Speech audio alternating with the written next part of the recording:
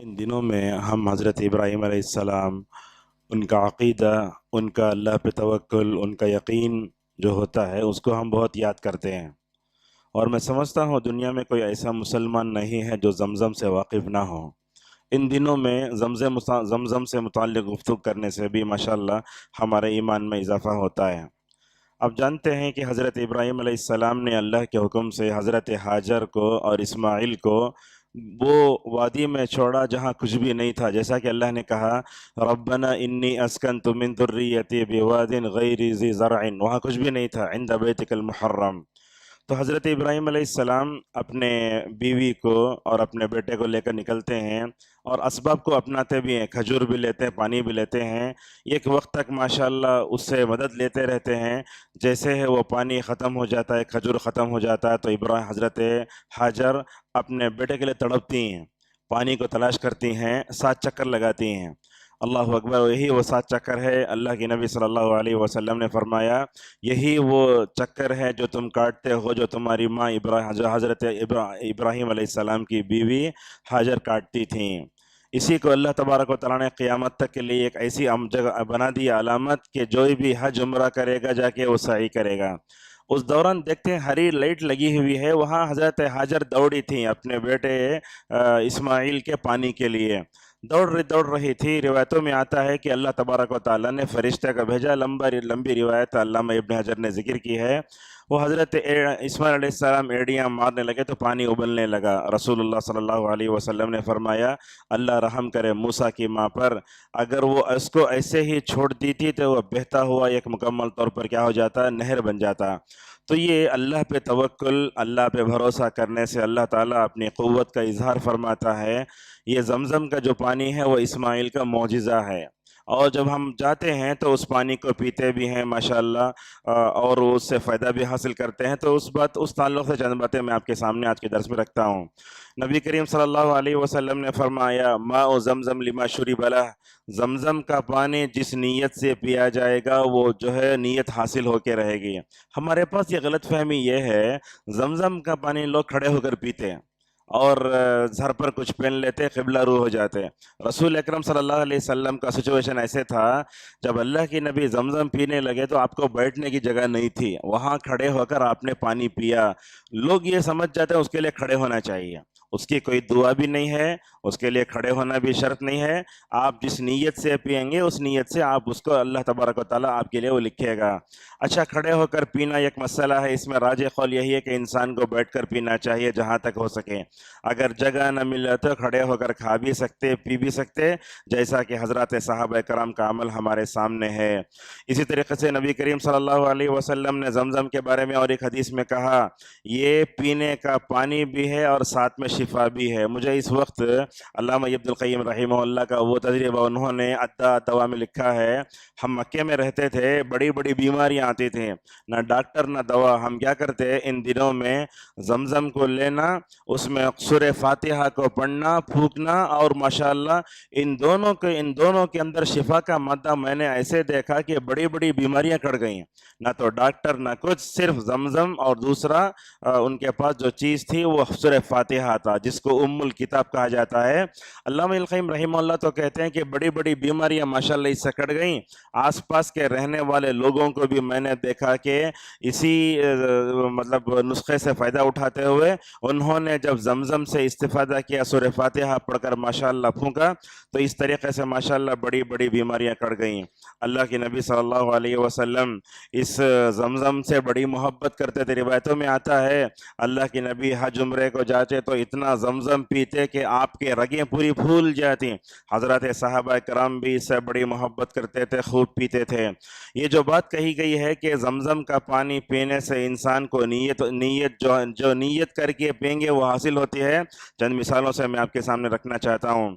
ابن ماجہ میں یہ لکھا ہے لما شرب لہ من مہمات الدنیا والآخرہ، آپ دنیا کی چیز پوچھو، آخرت کی چیز پوچھو، اللہ تبارک و تعالیٰ اس زمزم کی نیت سے جو بھی پیے گا اللہ تبارک و تعالیٰ اس کو لکھے گا۔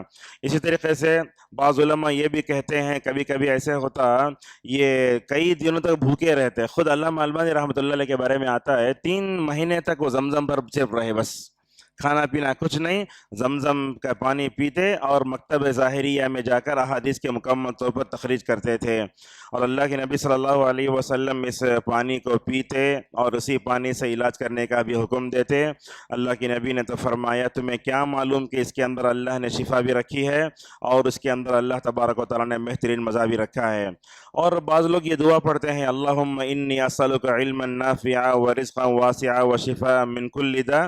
آپ جس انداز سے جو دعا پڑھنا ہے اس کو پڑھ کر مکمل طور پر پی سکتے ہیں۔ بعض علماء کے اس میں تجربات بھی آتے ہیں۔ علامہ مناوی رحمہ اللہ کہتے ہیں تجربہ یہ بتاتا ہے کہ بندہ جب زمزم پیتا ہے تو اللہ تعالیٰ اسے شفا دیتا ہے، اور بندہ جب زمزم پیتا ہے بڑی بڑی بیماریوں سے اللہ تبارک و تعالیٰ اس کی حفاظت کرتا ہے۔ اور اسی طریقے سے یہ زمزم اللہ کی قدرت کا ایک بڑا بہترین مظہر بھی ہے۔ علامہ ابن حجر رحمہ اللہ حج کو گئے، جب حج کو گئے تو انہوں نے وہاں جا کر یہ دعا کی، اے اللہ تو مجھے امام ذہبی جیسا حافظ دے۔ اللہ اکبر! امام ذہبی کون؟ علامہ ابن تیمیہ کے شاگرد، کہنے لگے اے اللہ تو مجھے ذہبی جیسا حافظ دے۔ علامہ ابن حجر رحمہ اللہ کہتے ہیں کہ جب میں نے زمزم پیا تو ماشاءاللہ وہ امام ذہبی جیسا حافظ اللہ نے مجھے دیا۔ اب اس کی دلیل یہ ہے اللہ تبارک و تعالیٰ نے ان کو ابن حجر کو صحیح بخاری کی شرح فتح الباری لکھنے کی توفیق بھی دی، اور یہ صحیح بخاری جو شرح فتح الباری ہے، میں سمجھتا ہوں دنیا کا کوئی بھی علم حدیث سے تعلق رکھنے والا کوئی بھی عالم دین اس سے جو ہے مستغنی نہیں ہو سکتا، اتنی بڑی بہترین جو ہے اس کے اندر شرح ہے۔ اور امام ذہبی رحمہ اللہ کا تجربہ کیسے ہے؟ ابن حجر نے ذہبی جیسا حافظہ مانگا، مگر ذہبی رحمہ اللہ کہتے ہیں جب میں مکہ جاتا، وہاں جا کر جو ہے حدیث کا علم حاصل کرنے کے شروع میں اس کو پینا چاہتا تھا، مجھے معلوم ہے کہ میں 20 سال کے بعد جو ہے پہلے مرتبہ گیا تو میں نے جو ہے حدیث کو حاصل کرنے کے لیے اللہ تبارک و تعالیٰ سے نیت کر کے میں نے دعا پڑھی اور اس کو پی لیا۔ اور کہتے ہیں 20 سال کے بعد جب دوبارہ امام ذہبی رحمہ اللہ کہتے ہیں جب 20 سال کے بعد میں حج کرنے گیا، میرے اندر دیکھتا ہوں کہ علم حدیث کا وہ لگاؤ پیدا ہو گیا جو 20 سال پہلے نہیں تھا۔ اسی طریقے سے سیوطی رحمہ اللہ بھی زمزم پینے کے وقت نیت کرتے ہیں اے اللہ مجھے سراج الدین بلقینی ایک عالم دین تھے، ان کے حدیث میں رتبہ تو مجھے دے، اور اسی طریقے سے علامہ ابن حجر رحمہ اللہ جو ہے ایسا محدث حدیث کی جو صلاحیت ہے وہ مجھے دے۔ ابن العربی رحمہ اللہ مشہور محدث ہیں، وہ کہتے ہیں میں مکے میں ذی الحج کے مہینے میں تھا 480 ہجری میں، ہم زمزم پیتے تھے، ہمارے علم میں اضافہ ہوتا، ہمارے ایمان میں اضافہ ہوتا، اللہ تبارک و تعالیٰ نے میرے لیے علم کی وہ مقدار لکھ دی تھی، اگر میں آج اس کو بھلا سکوں تو بھلا بھی نہیں ہوتا، اور اللہ تبارک و تعالیٰ نے میرے عمل میں مکمل طور پر برکت بھی دی ہے۔ آخر میں ایک بات کہہ کر اپنی بات کو ختم کرتے ہیں۔ عموماً جب بخار آتا ہے تو اس وقت ڈاکٹر بولتا ہے کہ تم اپنے بچے کے جسم کو ٹھنڈے پانی سے پوچھو یا یہاں ٹھنڈا پانی کا کپڑا ڈالو۔ ہم کیا سمجھ جاتے ہیں؟ ڈاکٹر کی ایڈوائس سمجھ جاتے ہیں، یا ڈاکٹر کی ایڈوائس نہیں ہے، یہ رسول اللہ کی نصیحت ہے۔ یہ آپ صلی اللہ علیہ وسلم نے فرمایا الحمى من فیح جہنم فابردوها بالماء، یہ بخار جہنم کی بھانپ ہے۔ جب ہمیں بخار آتی ہے یہ گرمی ہمیں یہ پتہ دے رہی ہے کہ جہنم کی بھاپ کا ایک حصہ ہے، آپ نے فرمایا اس کو کیا کرو تم پانی کے ذریعے ٹھنڈا کرو۔ یہ اصل میں یہ نصیحت کو لے کر ڈاکٹروں نے کہنا شروع کیا تو ہم اس کو ڈاکٹروں کی ایڈوائس بول کر سمجھ لیتے، حالانکہ رسول اللہ صلی اللہ علیہ وسلم کا بتایا ہوا نسخہ ہے۔ بلکہ بعض محدثین نے یہ بھی لکھا ہے کہ جب اسلاف بیمار ہوتے تو زمزم کے پانی سے پوچھتے، عام پانی سے پوچھنے سے بخار کٹ جاتا، مگر زمزم کے پانی سے پوچھنے سے ماشاءاللہ بڑے اچھے انداز سے کٹتا ہے۔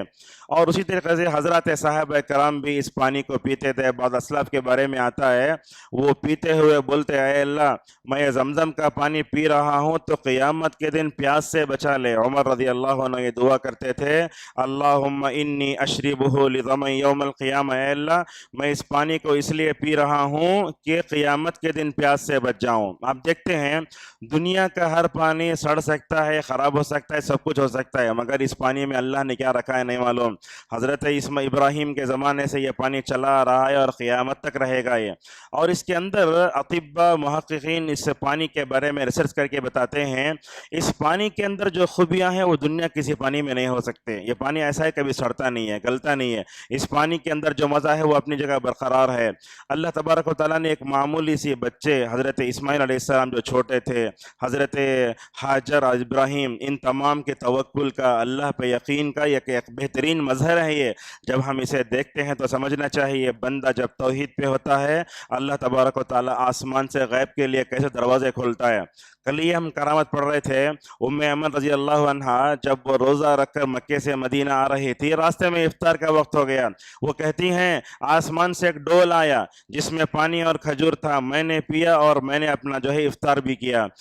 ایک طرف تو ہم دیکھتے ہیں کہ اللہ تبارک نبیوں کو زمزم جیسا معجزہ دیتا ہے، اگر نیک ہو تو اللہ تعالیٰ ام ایمن کو آسمان سے افطاری کا سامان بھی کراتا ہے۔ تو ہمیں ضرورت ہے کہ اپنے عقیدے کو مضبوط کریں، اپنے یقین کو مضبوط کریں، اللہ اور اس کے رسول صلی اللہ علیہ وسلم نے جو بھی بات بتائے اس پہ عمل کریں، اس کو شک کی نگاہوں سے نہ دیکھیں۔ اب لوگ بولتے عام پانی کو رکھے تو سڑ جاتا نا، یہ زمزم کیسے نہیں سڑتا؟ یہ اللہ کی نبی صلی اللہ علیہ وسلم کی بات، وما ينطق عن الهوى ان هو الا وحی یوحى، اللہ کے نبی جو بھی فرماتے اپنے جو ہے خواہش سے نہیں، آسمان کی طرف سے وحی آتی ہے۔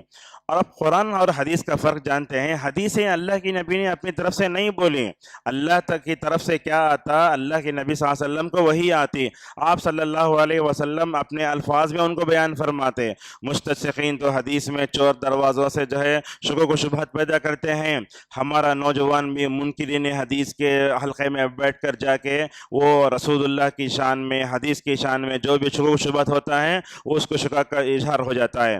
تو ایک آخر میں ایک چیز یہ ہے کہ ہمارے اسلاف زمزم کے پانی سے استفادہ کرتے اس کا اثر دیکھتے ہیں، مگر ہم دیکھتے ہیں یہی زمزم کا پانی آج ہمارے پاس ہے، ہمارے اسلاف نے جیسے اس سے فائدہ اٹھایا ہم اس سے فائدہ نہیں اٹھاتے۔ اور ایک بات بھی ہے، کسی بھی چیز سے فائدہ اٹھانا ہو تو اللہ پہ کمال درجے کا یقین ہونا چاہیے۔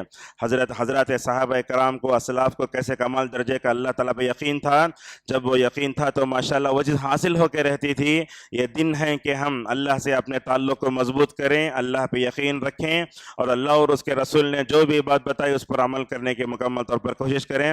اور جب آدمی حج کو جاتا ہے، عمرے کو جاتا ہے، علامہ صفی الرحمن مبارک پوری رحمہ اللہ ایک جگہ لکھتے ہیں، جب حاجی آتا ہے تو سب سے بہترین اس کے لیے اگر کوئی انعام ہے تو وہ عقید توحید ہے، اور دوسری چیز ہے وہ زمزم لے آئے۔ ہم لوگ جاتے ہیں پتہ نہیں کیا کیا، سونا چاندی سب لاتے ہیں مگر زمزم نہیں لاتے، اور یہ زمزم کا پانی ہر مسلمان کے گھر میں ہونا چاہیے، کبھی رقیہ کرنے کے لیے، کبھی پینے کے لیے، کبھی بچوں کو پلانے کے لیے۔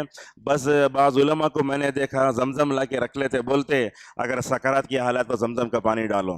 تو اس طریقے سے زمزم کا پانی ہمارے گھر میں ہو، ہم اس سے فائدہ اٹھائیں، اللہ پہ یقین رکھیں اور اس زمزم کے پانی سے مکمل طور پر استفادہ کریں۔ اللہ تبارک و تعالیٰ سے ہماری دعا ہے اللہ تعالیٰ ابراہیم، حضرت ہاجر اور اسماعیل میں جو کمال درجے کے یقین تھا وہ یقین اللہ تعالیٰ ہم سب کو ہمارے اندر پیدا فرمائے۔ اللہ تعالیٰ ہمیں زمزم سے علاج کرنے اور اس سے فائدہ اٹھانے کی توفیق عطا فرمائے۔ وآخر دعوانا ان الحمد للہ رب العالمین۔